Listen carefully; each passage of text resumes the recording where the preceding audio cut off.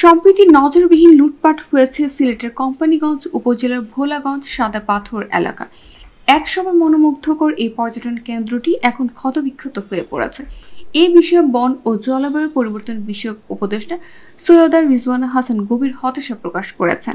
সোমবার 11 আগস্ট এক আলোচনা সভায় তিনি বলেন, আগের 4 বছরে জাফলং এর পাথর উত্তোলন বন্ধ রাখতে পেরেছিল, এখন আমি উপদেষ্টা হয়ে পারলাম না। রিজওয়ানা হাসান বলেন, পাথর উত্তোলনের সর্বদলীয় ঐক্য দেখেছি।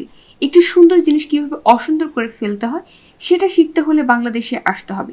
চোখের সামনে অপূর্ব সুন্দর জাফলং নষ্ট হয়ে গেল, ধ্বংসলীলা দেখলাম। তিনি আরো বলেন, সিলেটের 2 জন উপদেষ্টায় গিয়েছিলাম, সেখানে পাথর তুলতে সর্বদলীয় ঐক্য দেখলাম। জাফলং রক্ষা করতে হলে কোনো ঐক্য দেখলাম না। জাফলং ধ্বংস করে কিসের উন্নয়ন হচ্ছে? আমরা যদি পাথর না তুলে ইকো ট্যুরিজম করি তবে আয় বেশি হবে।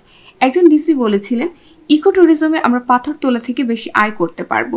সারাদিন পানিতে নেমে পাথর তোলাকে কর্মসংস্থান বলা যায় না, এটা স্পষ্ট শোষণ।